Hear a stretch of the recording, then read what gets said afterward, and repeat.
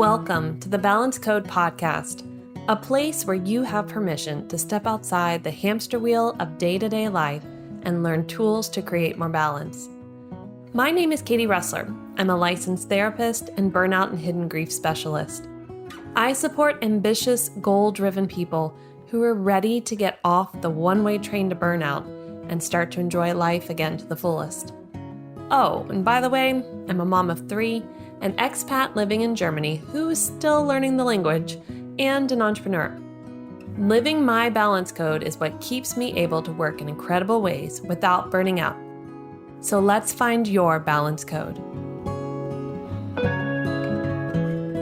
Hey everyone, let's talk about people pleasing today, because I know many of you are people pleasers. I am. I know many of my friends are. I know many of my family members are. Many of us were raised to be people pleasers, or were raised by people pleasers, so it tends to become one of our habits as well. Why do we people please? What is people pleasing all about?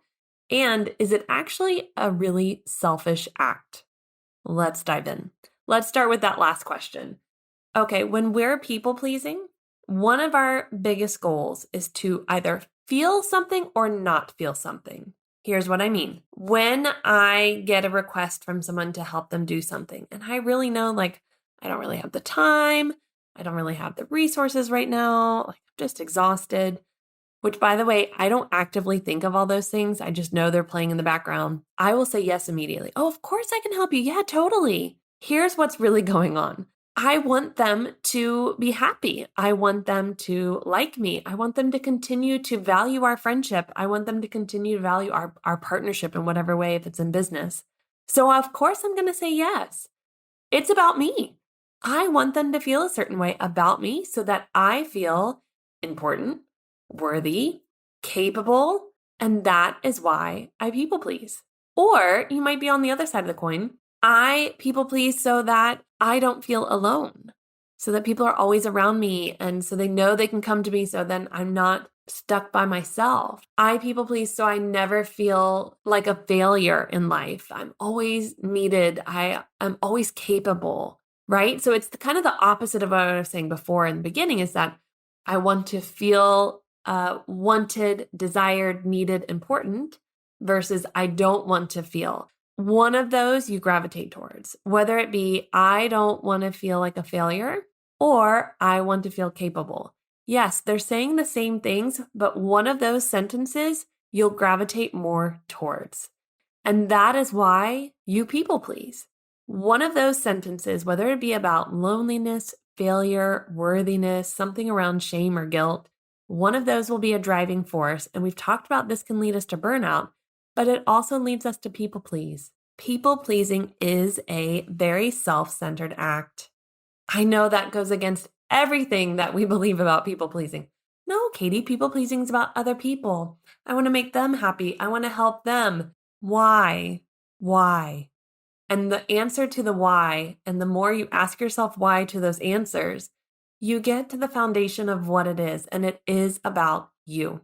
It's about wanting to feel something or wanting to not feel something. But ultimately, people pleasing is something that we are raised doing, I think, especially if you're a woman listening to this, because it's part of our relational nature. We love being around people. We want to be around people. And if you are a guy and you're listening to this and you're more of an extrovert, then you know that feeling too. Like, I love people. I love being helpful. I want to be out there. So when we're cultivated in a culture that tells us we are supposed to be the ones who are the helpful ones, the caregivers, the caretakers, it feels like one of the worst things in the world to say no. It feels like we're doing something wrong to say no to people when they ask for help, when they need something, when we can fix a problem for them. So we people please at the expense of our own energy, our own time, our own resources, because, in quotations, we care. Well, we care not to feel a certain way or to feel something. So we will put them first before ourselves. That's what we've been sold as people pleasers. You need to put others first before you. But what you're doing is putting yourself first. You are. Either way, you're going to put yourself first. Whether you have a boundary of, no, I'm sorry, I can't help right now. I really don't have the time or ability. Or if you say, yes, I'm going to at your expense of your own energy, but also so you feel good. So you feel something, or you don't have to feel like that failure or unworthy or incapable. Crazy, right? It really kind of plays with your mind the more you think about this. Like, wait, it's always a self-centered act, no matter what. It's not a bad thing. It's about us understanding what are our motivators? What is making us want to help people? What is making us sacrifice things that normally we wouldn't sacrifice for particular people?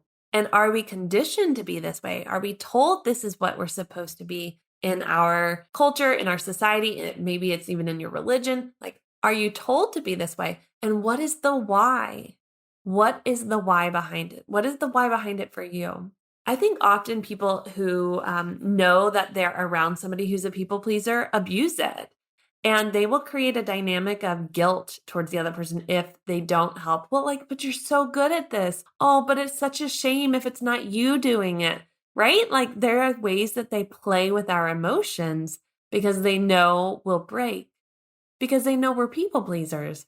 And more than likely, they came from a family or culture or background in any way where they saw somebody abusing the people pleasers in their lives.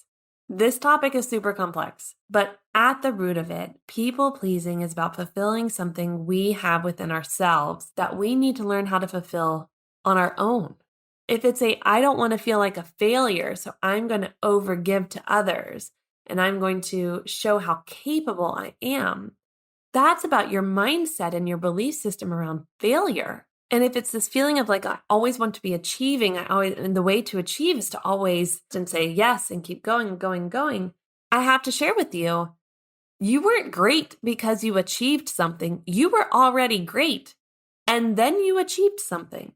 So putting your worthiness, your greatness, your amazingness wrapped up in your performance and your ability to help others or people please isn't what makes you great. The more you have this mindset that it's based off of what I do, how I serve, how I help, that is how I have my value, the more you will go down the road of people pleasing in unhealthy patterns, in unhealthy ways. And you'll continue to put yourself last, but ultimately first, with unhealthy ways of people pleasing. You don't want to feel a certain way, or you're looking to feel a certain way. And if you cannot praise yourself, if you cannot celebrate yourself, if you cannot say good job to you and hear it, take it, and go, yeah, man, I can be my own cheerleader. That's an issue. And most of us can't.